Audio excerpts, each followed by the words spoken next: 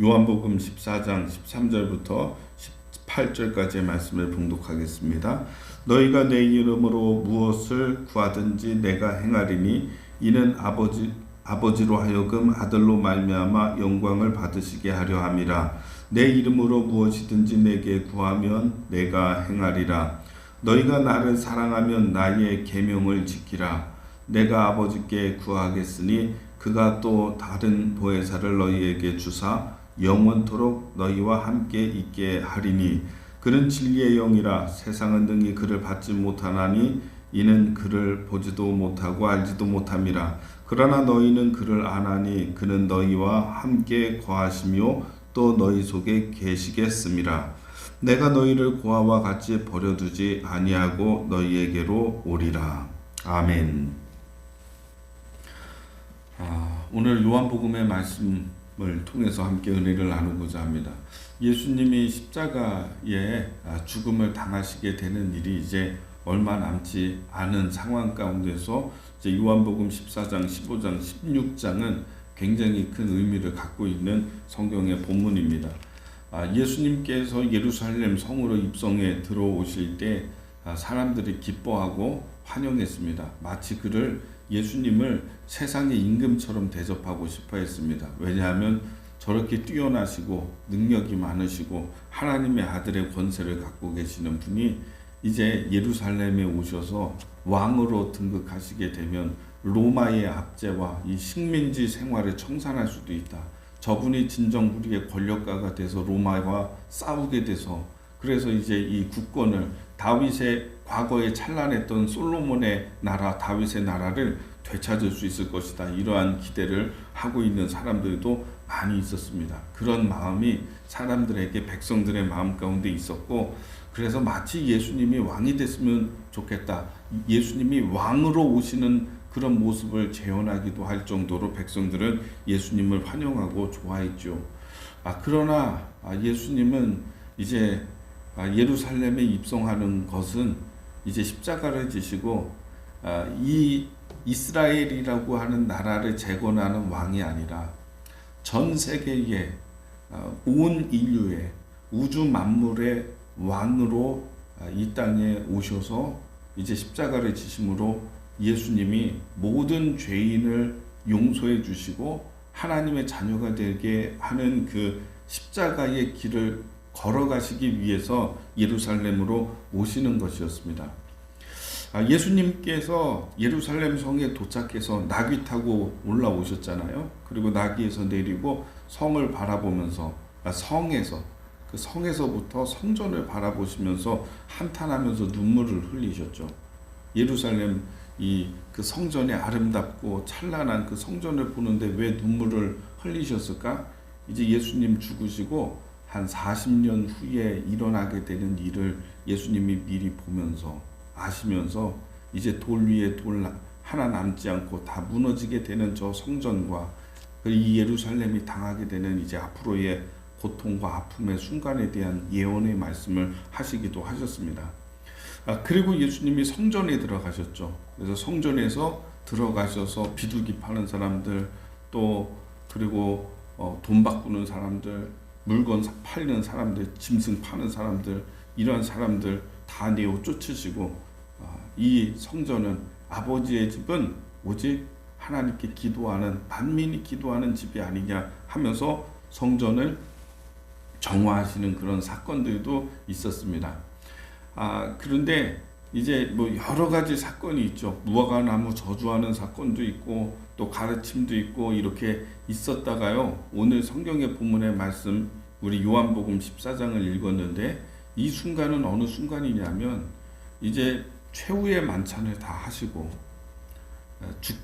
죽으시기 전날에 최후의 만찬을 다 예수님께서 하시고 발을 닦아주시고 그렇게 하신 후에 제자들과 함께 거기에서 말씀을 나누시는데 다락방 강화라고 해서 요한복음 14장, 15장, 16장에 이 말씀을 하셨습니다.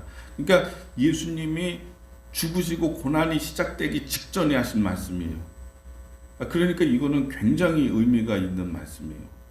고난 가운데 있는 사람들, 조금 어려운 사람들, 정말 외로운 상황 가운데 처해져 있을 때에 이 요한복음 14장, 15장, 16장 이 다락방 강화, 다락방에서 하신 마지막 말씀, 이 말씀을 계속 한번 깊이 보면은요 굉장히 큰 은혜가 되고요 힘이 됩니다. 그래서 저는 이제 오늘 내일 그리고 모레 이 다락방 강화에 대한 말씀을 좀 드리고 한 장씩 14장, 15장, 16장 이렇게 말씀을 드리는 게 참 의미가 있을 것 같습니다. 예수님 죽으시기 전에 하신 말씀이시잖아요. 그러고 난 다음에 이 말씀 끝나고 다락방 강화 끝나고 감람산으로 가셔서 겟세마네라고 하는 동산에서 기도하시고 내려오셔서 잡히신 거죠. 그리고 제사장의 집으로 끌려가셔서 거기서 아주 좀 사기성이 있는 그런 재판을 받으시고 빌라도에게로 보내지고 헤롯에게로 보내지고 재판을 받고 다시 빌라도에게 와가지고 재판을 받으시고 거기서 사형이 결정이 되고 예수님의 고난이 이제 시작이 된 거죠. 그러니까 마지막 말씀이라는 의미가 굉장히 큰 것 같습니다. 요한복음 14장의 시작은 우리가 장례식에 가면은 많이 말씀을 듣는 그런 말씀이에요. 그러니까 주님이 죽으시기 전에 예수님은 이미 다 준비가 끝나셨고 근데 제자들은 아직 어안이 벙벙해요. 이런 일이 정말로 이렇게 일어나게 되고 예수님이 십자가에서 정말 돌아가시게 될까? 이런 두려움. 왜냐하면 예수님은 여러 차례 당신이 죽게 될 것에 대한 경고를 제자들에게 하셨기 때문에 그런 일이 정말로 벌어질까? 이런 두려움, 이런 것들이 있었거든요. 예수님은 이제 더 이상 내가 너희와 같이 있지 않고 나는 죽게 될 것이다. 이런 말씀을 하셨기 때문에 불안하죠. 그러니까 이런 제자들에게 예수님이 믿음을 견고하게 하고 이렇게 좀 하시기 위한 말씀을 하셨을 것 같아요. 근데 14장에 보면은 강조되고 있는 게 뭐냐면 우리 오늘 이거 마치고 난 다음에 한번 성경 14장 쭉 읽어보세요. 너희들 경고하게 하라. 너희들 믿음을 견고하게 하라. 너희들 기도를 많이 하라. 뭐 이런 말씀이 아니라 주님이 하시는 말씀은 사랑에 대한 강조를 하세요. 사랑에 대한 강조. 사람들이 예수 믿는 사람들이 고난받을 때에 힘들어하고 괴롭고 고통스러울까봐 14장 3절의 말씀을 보면은 가서 너희를 위하여 거처를 예비하면 내가 다시 와서 너희를 내게로 영접하여 나 있는 곳에 너희도 있게 하리라. 이런 말씀도 하시죠. 그러니까 너희가 거할 거처가 있고 너희가 안식할 수 있는 거처와 이 모든 것은 내가 다 준비했다. 내가 다시 너희에게로 와서 너희를 친히 내가 영접할 것이다. 불안해하지 말라. 염려하지 말라. 이런 말씀을 하시고 16또 6절에서 보면은 예수께서 이르시되 내가 곧 길이요 진리요 생명이니 나로 말미암지 않고는 아버지께로 올 자가 없느니라. 길은 확실하다. 내가 길이고 내가 진리다. 내가 생명이다. 다시 한번 확실하게 말씀하시는 것이죠. 그리고 이제 뒷부분에 조금 가서는 오늘은 어떤 것을 말합니까? 너희가 내 이름으로 무엇이든지 구하면 내가 행하리라. 기도에 대한 말씀을 하시는 것이죠. 나의 이름으로 구한 것은 아버지께서 다 너희에게 받게 하실 것이다. 너희들이 전도하면서 선교하면서 교회를 세우면서 목회하면서 그리스도의 이름으로 그리스도인으로서 세상 살아가면서 힘들고 어려울 때 가난할 때 형편이 안 좋을 때 너희들 두려워하지 말고 내 이름으로 구하라. 내 이름으로 구한 것은 너희들이 받으리라. 이런 약속도 주시는 것입니다. 자, 그리고 15절의 말씀에 보면은요. 너희가 나를 사랑하면 나의 계명을 지키라.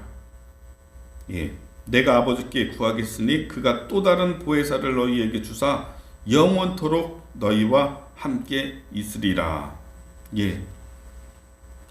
그러니까 너희가 나를 사랑한다면 나의 계명을 지키라. 나의 계명을 지키는 사람이 곧 나를 사랑하는 사람이다. 이런 말씀을 주십니다. 자, 23절 14장 23절의 말씀에도 보면은요, 이런 말씀이 나옵니다.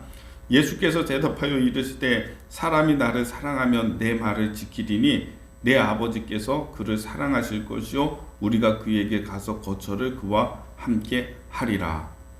사람이 나를 사랑한다면 내 말을 지킬 것이다. 이렇게 말씀하시는 것입니다.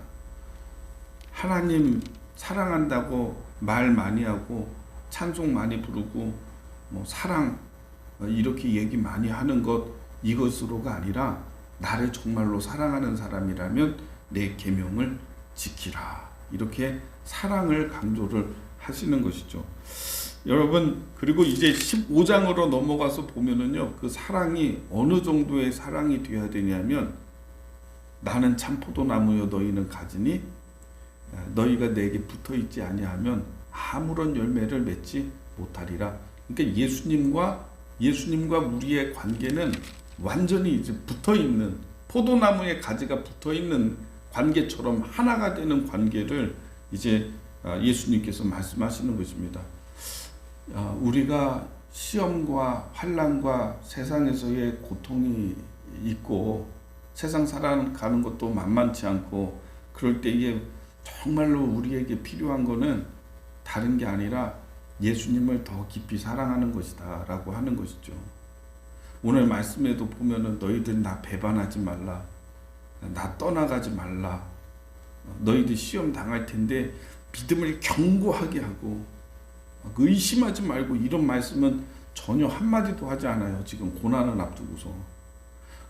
앞두고서 그런 얘기 하지 않으세요. 어떤 얘기만 하시냐면 깊이 나를 생각하고 나를 사랑하라. 그리고 나를 사랑하는 사람은 어떤 사람이냐? 내 말을 지키는 사람이다. 이렇게 말씀하십니다. 그리고 이제 오늘 14장에서 중요한 것은 또 한 가지가 무엇이냐면 바로 보혜사 성령님을 너희에게 보내실 것이다. 내가 너희를 고아와 같이 버려두지 아니할 것이다. 아버지께서 너희에게 성령을 주셔서 영원히 내가 너희와 함께 있을 것이다. 이렇게 약속을 하고 계시는 것입니다. 여러분, 십자가를 지시고 이제 제자들을 떠나가시는 예수님은 제자들에게 어떤 말씀을 해주시면 좋을까요? 어떤 여러 가지로 이런 일이 있을 것이다. 앞으로 네가 배반당하는 일이 있을 것이다. 사람들이 너를 죽일 것이다. 이런 예고나 예언이나 이런 말씀하지 아니하시고 예수님 하신 것은 한 가지입니다. 그냥 사랑하라. 나 사랑하면 된다.